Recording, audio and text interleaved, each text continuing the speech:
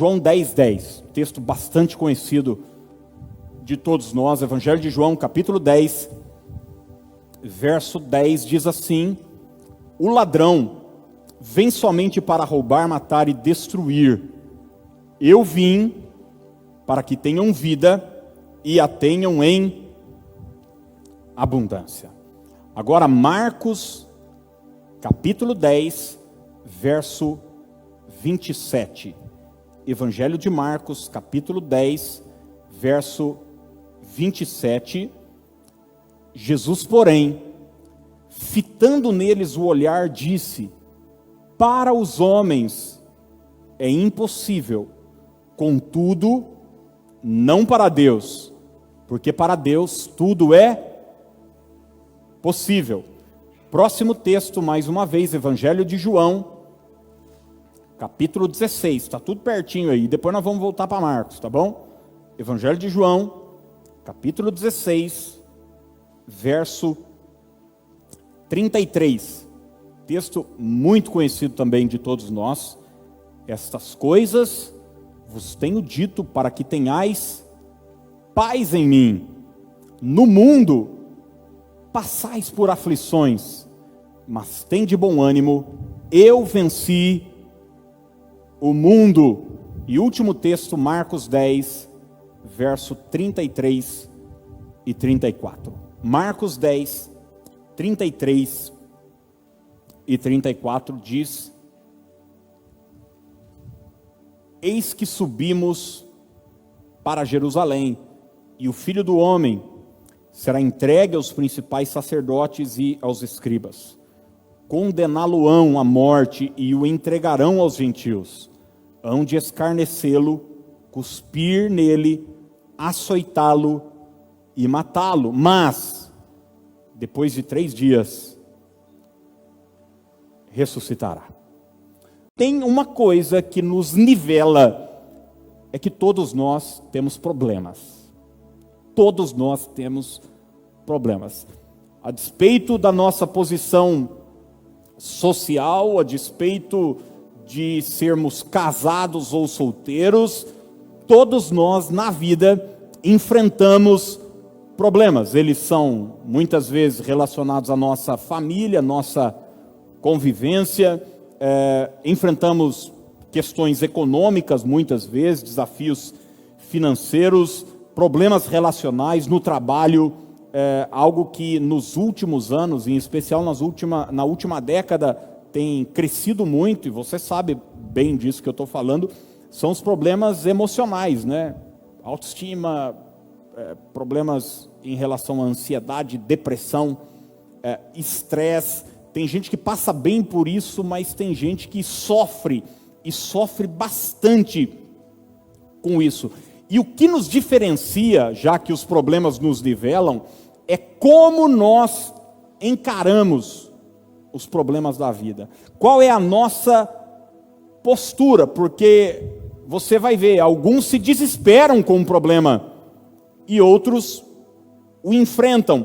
Uns fingem que os problemas não existem. Esses 4 versos que nós acabamos de ler são 4 versículos que Jesus vai nos ensinar isso. Como é que a gente encara os problemas da vida? Jesus também tinha problemas. Jesus lidava constantemente com problemas, com adversidades, com situações difíceis. Como é que a gente encara e enfrenta os problemas? Como é que a gente resolve os problemas da vida? Eu não sei você, mas eu tenho alguns problemas. Você tem também ou não?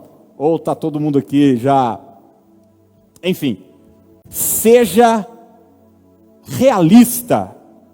Vamos falar isso juntos? Diga assim: seja realista. Então, o primeiro fator importante para nós vencermos, superarmos um problema, é não fugir dele. É não fingir que o problema não existe, porque fingir que algo não existe não fará algo desaparecer. Vou repetir isso para você guardar. Fingir que algo não existe não fará algo desaparecer.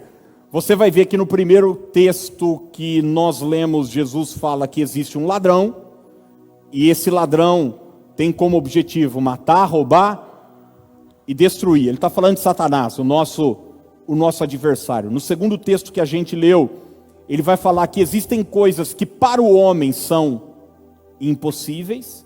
Você sabia que tem coisas que para você é impossível ou não? Talvez para vocês seja óbvio, mas eu conheço gente que acha que pode tudo. Ele é um malabarista. Ele é aquela mulher que ela pode cuidar da casa, ela pode criar os filhos, ela pode vender Avon, e ela pode ter barriga negativa, e ela pode também ter o cabelo mais bonito. Ela quer ter tudo e achar que vai ter uma vida perfeita. Ela acha que pode tudo. E daí vem Jesus e coloca alguns limites na nossa vida e diz, viu, tem coisa que para o homem é impossível. É impossível. Você tem que ser realista. Você tem que saber que existem fatores que nos limitam na vida.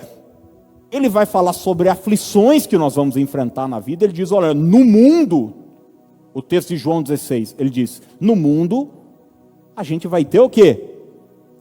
Vai ter aflição. Vai ter aflição. Você precisa encarar essa realidade. E ele vai citar no quarto texto que a gente leu, falando sobre o seu próprio martírio. Que ele vai ser preso, que ele vai ser cuspido, que ele vai ser humilhado e, consequentemente, que ele vai enfrentar a morte. Jesus nos dá um choque de realidade. Quer dizer para você que a verdade sempre será o melhor caminho. Encarar a verdade, encarar a situação, ainda que ela seja complicada, ainda que ela seja difícil de ser constatada, encarar a verdade é sempre o melhor caminho. Já vi pessoas assim, estão endividadas, tá lutando com uma questão financeira, e daí você pergunta para ela, quanto você deve? Ela diz, nem sei, quero nem saber. Porque ter esse choque de realidade, para ela é como um adversário na caminhada. E Jesus está dizendo não, tem problema, tem um ladrão, tem impossibilidades, tem desafios na vida, e nós precisamos encará-lo. Existem doutrinas teológicas, linhas teológicas, e eu, quando me converti, fui ensinado numa linha dessa, onde você era praticamente obrigado a negar a realidade. Se você tivesse uma dor, por exemplo, e você falasse que estava com uma dor, aquilo era visto como falta de fé. Quem sabe do que eu estou falando ou não? Você está amarrado, você não tem fé não. O que é isso? Jesus venceu por você. Tá, mas eu sei que ele venceu, mas minha cabeça está doendo. Eu sei que Jesus venceu, mas meu braço está doendo. Quem sabe a gente não pode, depois de constatar essa dor, orar, ungir, ir num fisioterapeuta, fazer alguma coisa, mas está doendo. Quando Jesus estava com os discípulos lá no deserto, e tinha um problema, a multidão estava faminta, 3 dias sem comer. Você se lembra o que os discípulos falaram para Jesus? Despede a multidão, vamos nos livrar desse problema. É mais ou menos assim, vamos fingir que não é com a gente. E eles tinham poucos recursos, e tinha uma grande multidão faminta. E eu não sei você, mas crente normalmente come bastante. E aqueles crentes lá também comiam bastante. Eram 5.000 homens, fora mulheres e crianças. Você se lembra da pergunta de Jesus para os discípulos? Quantos pães tendes? Qual é a nossa realidade? O que é que a gente tem? Quais são os nossos recursos? Ele não perguntou se é muito, se é pouco, se dá ou se não dá. Isso é uma outra conversa, é um outro passo que nós vamos tratar daqui a pouco, daqui a alguns minutos. Mas a questão é o seguinte, qual é a nossa realidade? Daí André chegou lá, tinha um menino lá, eu dei o golpe nele, 5 pães e 2 peixes. Essa é a nossa realidade, essa é a nossa realidade. Escute isso, por favor. O auto-engano é a mentira mais perigosa que pode existir. Você sabe o que é o auto-engano, não? É você contar uma mentira para si. É você não ser honesto consigo mesmo. É você fingir que não existe um problema quando, na verdade, existe. Existe algo que precisa ser resolvido. Existe um fator que precisa ser tratado na sua família, na sua saúde física, na sua saúde emocional, na sua vida espiritual. Existe um problema. Seja realista. Só sendo realista você conseguirá resolver um problema. Guarde isso que eu vou dizer para você. O contrário da fé não é realidade. O contrário da fé é incredulidade. Vou repetir. O contrário da fé não é realidade. Você dizer o seguinte: isso aqui é um copo d'água. Isso não é falta de fé. Não, isso é realidade. É um copo d'água. Agora, um copo d'água nas mãos de Jesus, lá em Caná da Galileia, pode se transformar em vinho. Mas aqui é uma outra conversa. Mas olhar para a vida com realidade não significa que você é incrédulo. Não, só significa que você é realista. E esse é o primeiro passo para você resolver seus problemas. Para de mentir para sua cabeça. Isso vai causar sofrimento. Escute essa voz que diz lá dentro da sua mente. É o Espírito Santo dizendo para você: não entra nessa. Não caia nisso. Tem um problema o casal. 1 semana, 2 semanas, 3, 4, 1 mês, 2, 3, não tem uma relação sexual.